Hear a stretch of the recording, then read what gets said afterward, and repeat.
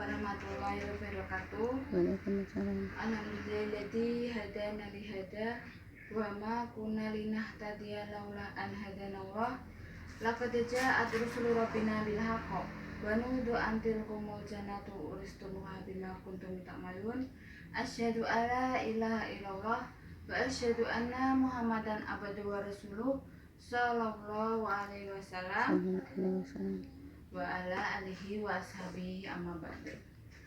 Pertama-tama kita wajib syukur kepada Allah yang telah memberikan kita semua nikmat sehat, bisa mendatangi pelajaran pada hari ini, pagi yang cerah ini. Kita bisa diberi Allah, bisa bernafas dengan lega tanpa alat bantuan. Itu semua nikmat-nikmat yang Allah berikan kepada kita semua. Salah satunya yaitu kita bisa bernafas dengan lega tanpa harus kita membelinya. Ini diberi Allah gratis, cuma-cuma. Nah, maka dari itu kita wajib syukur dengan Allah dengan ucapan alhamdulillahirabbil alamin. Nah, sebelum menginjak pelajaran pada pagi hari ini, Ibu akan mengabsen kalian semua ya. Tolong dilihat teman sebangkunya, teman kanan kirinya, apakah ada yang tidak masuk, apakah ada yang titip absen, apakah ada yang mungkin keluar izin untuk ke toilet. Tolong beritahu. Kalau tidak ada, berarti semua masuk ya, alhamdulillah. Sebelum kita menginjak kita pelajaran selanjutnya, saya minta kepada ketua kelas untuk memimpin berdoa. Berdoa dimulai. Berdoa selesai. Nah, ayo. Ibu ingin kalian semua fokus. Kalian semua berdiri. Ayo kita menyanyi. Menyanyi bersama-sama, mau ya? Gak apa-apa, pagi-pagi kita menyanyi. Siapa tahu di sini ada yang ngantuk, pagi-pagi sudah ada yang ngantuk. Kita menyanyi Garuda Pancasila. Ya, 1, 2, 3. Garuda Pancasila, akulah pendukungmu, patriot proklamasi, setiap berkorban untukmu.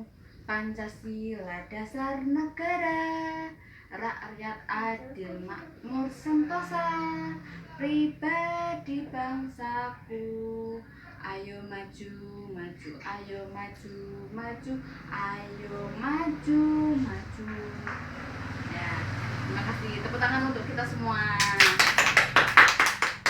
Selanjutnya, tolong dibuka buku paketnya masing-masing. Kita akan membahas bab pertama, yaitu nilai-nilai Pancasila dalam kerangka praktek penyelenggaraan pemerintahan negara.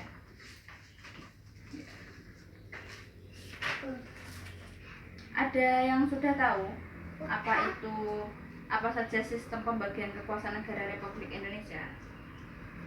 Jika belum ada yang tahu, mari kita baca bersama-sama.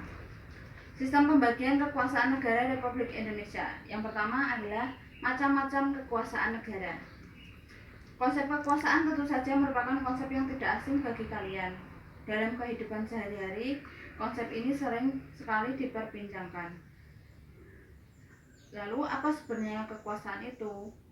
Kekuasaan dapat diartikan sebagai kemampuan seseorang untuk mempengaruhi orang lain supaya melakukan tindakan-tindakan yang dikehendaki atau diperintahkannya. Sebagai contoh dalam kehidupan kita ya, ketika kita sedang asik menonton televisi, lalu orang tua kalian menyuruh kalian untuk masuk ke dalam kamar untuk belajar.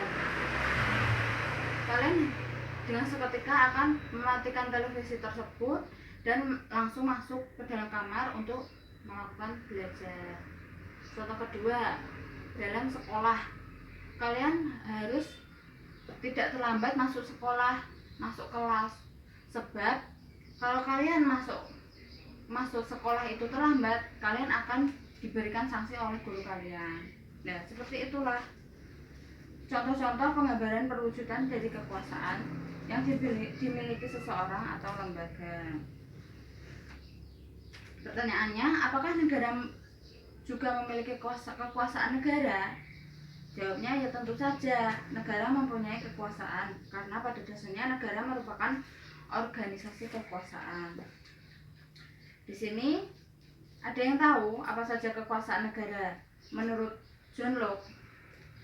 Ya, yang pertama adalah satu, kekuasaan legislatif. Yang kedua adalah kekuasaan eksekutif, dan yang ketiga adalah kekuasaan federatif. Kekuasaan legislatif yaitu kekuasaan untuk membuat atau membentuk undang-undang. Sedangkan kekuasaan eksekutif yaitu kekuasaan untuk melaksanakan undang-undang. Dan yang ketiga adalah kekuasaan federatif, yaitu kekuasaan untuk melaksanakan hubungan luar negeri. Selain John Locke, ada tokoh lain yang berpendapat tentang kekuasaan, yaitu Montesquieu. Apa saja kekuasaan negara menurut Montesquieu? Yang pertama adalah kekuasaan legislatif. Yang kedua adalah kekuasaan eksekutif. Dan yang ini berbeda dengan John Locke, yaitu kekuasaan yudikatif. Kekuasaan legislatif yaitu kekuasaan untuk membuat atau membentuk undang-undang. Kekuasaan eksekutif yaitu kekuasaan untuk melaksanakan undang-undang. Dan yang ketiga adalah kekuasaan yudikatif, yaitu kekuasaan untuk mempertahankan undang-undang, termasuk kekuasaan untuk mengadili setiap pelanggaran terhadap undang-undang. Pendapat yang dikemukakan oleh Montesquieu merupakan penyempurnaan dari pendapat yang dikemukakan oleh John Locke. Ya, ini pernyataan ini, kekuasaan negara menurut Montesquieu merupakan penyempurnaan dari pendapat dari John Locke. Ya. Dari sini, apakah ada pertanyaan?